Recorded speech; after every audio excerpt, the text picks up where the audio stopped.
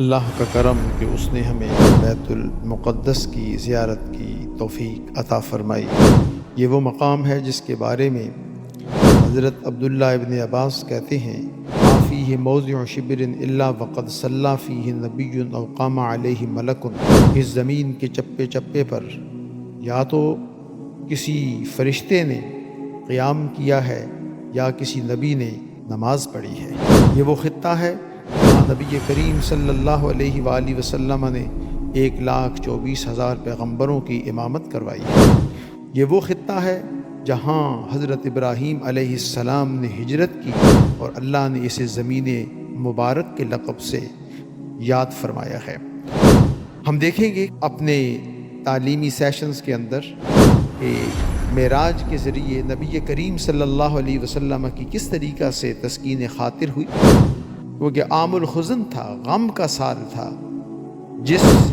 سال حضور صلی اللہ علیہ وسلم کو معراج کروایا گیا۔ پھر اس کے بعد یہاں سے مسجد حرام سے مسجد اقصی آئے، پھر 7 نبیوں سے ملے، 7 نبیوں کا ذکر ہے،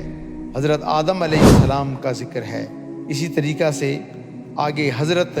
سیدنا عیسیٰ علیہ السلام کا ذکر ہے، اسی طریقہ سے حضرت یوسف علیہ السلام، حضرت ادریس علیہ السلام، حضرت ہارون، حضرت موسیٰ اور حضرت ابراہیم، ان کی زندگیوں سے نبی کریم صلی اللہ علیہ وسلم کو کس طرح تسکین خاطر ہوئی، آپ کو کس طرح تسلی اللہ نے دی، اور آج ہم کس طریقہ سے ان کی زندگیوں سے، ان کے واقعات سے جو قرآن میں ذکر ہوئے ہیں، ہم اپنی زندگیوں کے غموں کو دور کر سکتے ہیں۔ اسی طرح ہم قصیدہ بردہ شریف جو ہے اس کا جو سفر معراج ہے اس کا بھی درس ہوگا انشاءاللہ، اور اس میں رسول کریم صلی اللہ علیہ وسلم کی عظمتیں جو ہیں اس حوالے سے بھی ہم غور و فکر کریں گے انشاءاللہ۔ تو یہ 5 مسجدیں ہیں اس بیت المقدس کا جو کمپاؤنڈ ہے، اس میں 5 کی ہم زیارت کریں گے۔ یہاں حضرت زکریہ علیہ السلام کا محراب بھی ہے، اس کی بھی زیارت کریں گے، اور دعا کے کیا آداب ہیں اس کا بھی ہم انشاءاللہ اپنے جو دروس ہیں ان کے اندر ذکر کریں گے۔ حضرت عیسیٰ علیہ السلام، ان کی والدہ جو ہیں،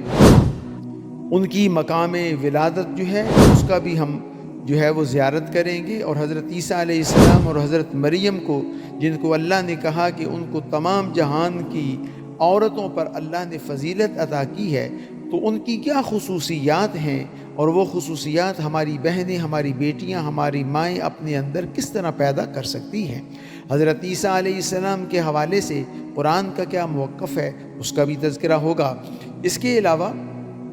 وہ جو مسجد قدیم ہے جو کہ حضرت سلیمان علیہ السلام نے بنائی ہے، وہاں اس کی بھی زیارت کریں گے، اور حضرت سلیمان علیہ السلام کے حوالے سے جو آپ پر الزام لگائے گئے ہیں، قرآن کس طرح ان کی تردید کرتا ہے، اور ان کی زندگیوں میں جب طاقت آ جاتی ہے انسان کے پاس تو پھر کس طریقہ سے اللہ کی طرف انسان متوجہ ہو، اور ان کی زندگی سے ہم یہ سبق سیکھیں گے کہ طاقت کے نشے میں آ کر یا کسی مرتبے کے نشے میں آ کر انسان کس طرح اللہ کے قریب رہ سکتا ہے۔ حضرت داؤد علیہ السلام کا جو ہے ہم زیارت کریں گے، اسی طریقہ سے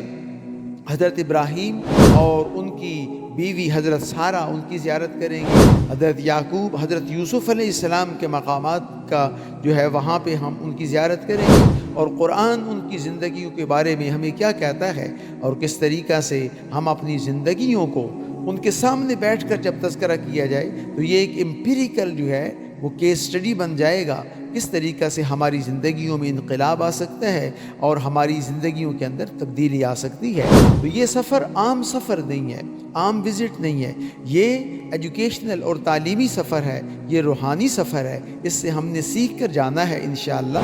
اور حضرت داؤد علیہ السلام کی بارگاہ میں جائیں گے، اور ان کو جو اللہ نے لہجہ عطا کیا تھا، کتنا خوبصورت لہجہ تھا کہ ان کے ساتھ پرند اور یہ جو پہاڑ ہیں وہ بھی جھوما کرتے تھے۔ تھوڑے بہت تجوید کے قوانین، قرآن حکیم کو صحیح طرح پڑھنے کی کیا اہمیت ہے، ہو سکتا ہے ہم اس کی بھی مشق کریں گے سورہ فاتحہ کی وہاں، اور ان کے اوپر جو الزام لگائے گئے ہیں غیروں کی طرف سے، قرآن کس طریقہ سے ان کی مقدس پیشانی کو ان الزامات سے جو ہے وہ صاف کرتا ہے۔ تو یہ سفر انشاءاللہ ہمارا روحانی سفر ہوگا، یہ تربیتی سفر ہے، اللہ تعالیٰ اس کو قبول فرمائے۔